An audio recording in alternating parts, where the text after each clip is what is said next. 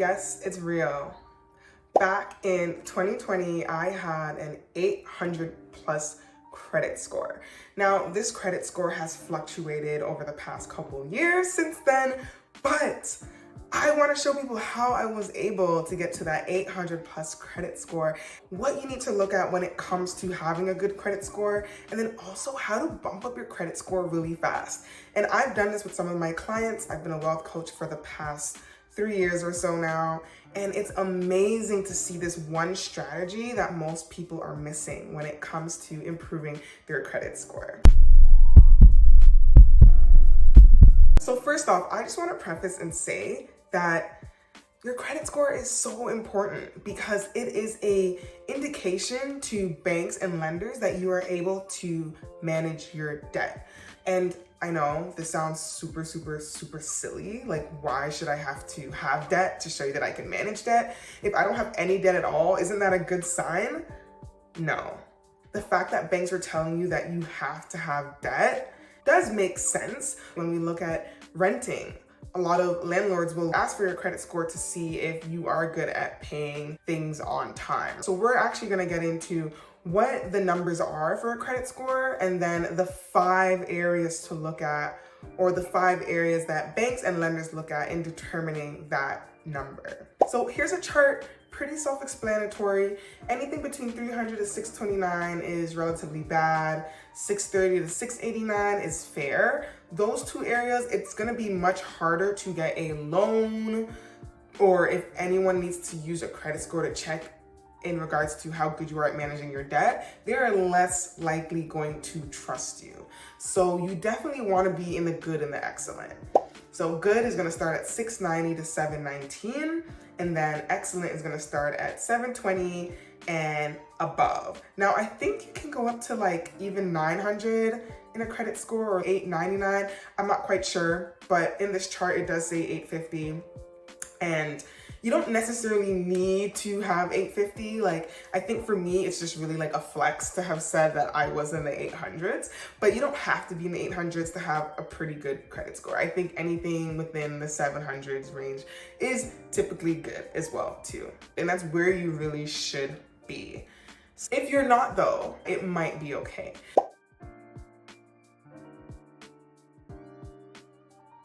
If you were at the start of your journey with handling any kind of debt, taking on any kind of debt, your credit score is probably going to be very low because you've never had to manage any debt as yet, right? This is maybe more applicable to people who are not really like an adult in the sense where they've taken on the responsibilities of having had to go to some sort of a post-secondary institution, start a job where you might need to buy a car to get to that job, or start renting and living on your own, right? Normally, most people start to get their first credit card when they are in university or right when they're done. So for me, I do know that I got my first credit card when I was in university. So the length of your credit history is going to be really important. And this attributes to about 15% of how your credit score number is determined over time.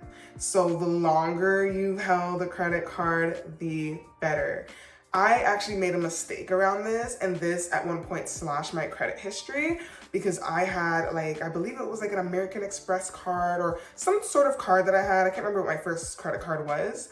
And I foolishly, after paying off that credit card, canceled my account and cut up the card because I thought it was just a flex, like I'm done paying off this card. I didn't really understand that that was actually damaging to my credit score because now I just got rid of my oldest credit card and history of having a credit card and any kind of debt I ever had. So I learned the hard way. You can cut up the card if you want, but you don't necessarily have to close the account. So try to like still have it be active so that it can still show that you are able to manage your debt and that you're not getting rid of your oldest form of credit history.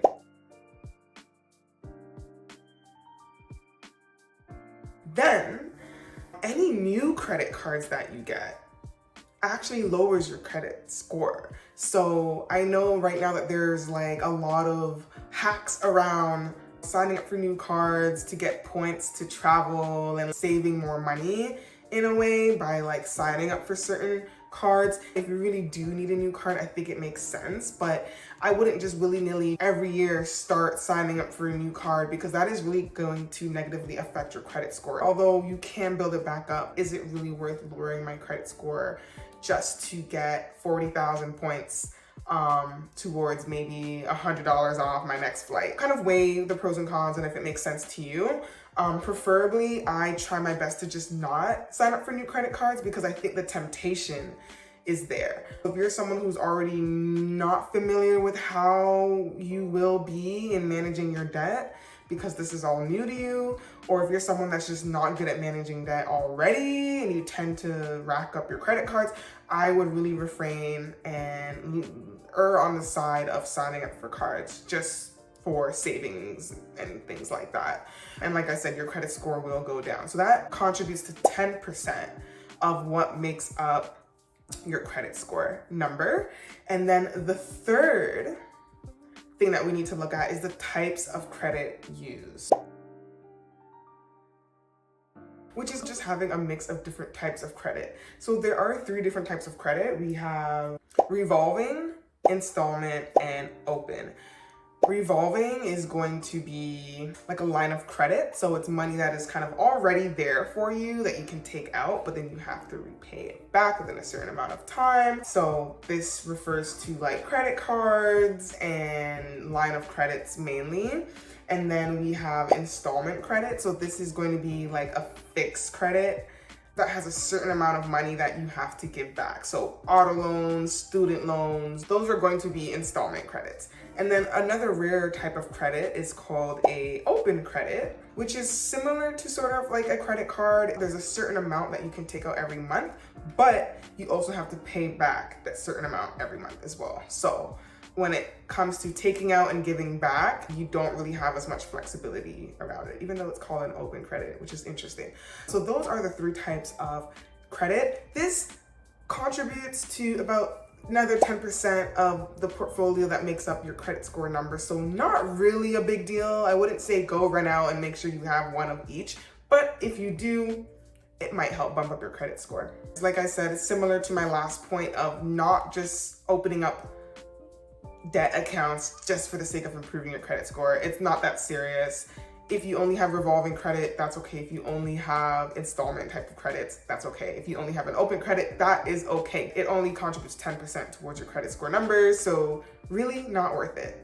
I'm about to get into it though, the next 2, which are the most important things to look at. One of them you've probably already been told, which is pay your bills on time. So your credit payment history is probably the most important piece when it comes to improving your credit score. Any missed payments will significantly reduce your credit score. So you really have to be making sure that you're paying your bills on time. Make sure you're putting it in your calendars, setting reminders or notifications for when a bill is coming up on any of your cards or any of the interest you have to pay on any of your credit cards, things like that, so that you don't have to suffer from your numbers dropping. It can be totally avoidable if you stay on top of what is happening with the different debts that you carry. And that is going to contribute to about 35% of what your credit score number will be. So you can see we've drastically gone from things that, you know, contribute 10 to 15% to now 35%. So does this mean that you disregard some of the other ways to increase your credit score or have a good credit score? Of course, but a lot of your focus definitely in time and efforts and energy should be towards making sure your bills are paid on time. And that is like maybe one of the first things that I was taught when I got my first credit card. Make sure you pay your credit card on time, but it's not just the payments on your credit card, the minimum monthly payments. It is also your student loans, your auto loans. If you miss a payment for any of those other things, your telephone bill, it will affect your credit score. So just be mindful of that. Then we have the last strategy, but what is actually I think the easiest and fastest way to bump up your credit score that most people don't talk about. And I saved it for the end because I really want you to get a grasp of all the other things you need to look at in order to have a good credit score and to improve your credit score. But this is definitely one of the areas that is going to significantly improve your credit score and something that you can tweak and manipulate that a lot of people don't really realize. So it is called credit utilization rate, or technically the amounts owed on all your loans combined. So this makes up 30% of what your credit score number would be. Credit cards are an easier way to grasp this concept. So if you have, say, like $15,000 worth of credit available on your card, and let's say you have about $7,500 debt that you owe, right? Technically, your credit utilization rate, a healthy credit utilization rate, is around 30%. That is best practice to have about 30% owed for any of your credit outstanding. So if you have $7,500 that you owe out of $15,000 combined on your credit cards, that is a 50% utilization rate. So we want to be very mindful that we are not over that 30%. And if anything, actually minimizing that to 20%, 10%, 5% even. Now, I think a good way to build up your credit score is to use your credit card to make payments, but make sure that you have the money in like a checking account to pay it off right away. That way you are still using your debt and you're showing banks and lenders that you can manage your debt, but you're not using your card when you don't have the money readily available, if that makes sense. You're only using your credit card if you actually have that money to use it. And now I know like this is best case scenario. Sometimes life doesn't always work out that way and you might not have the money readily available and so you need to use your credit card. But I think that is a good way to not get yourself into misusing credit cards and those types of debts. And so that is actually the key as to how I was able to get to an 800 plus credit score, because I would always make sure I was keeping my credit utilization rate below 30%.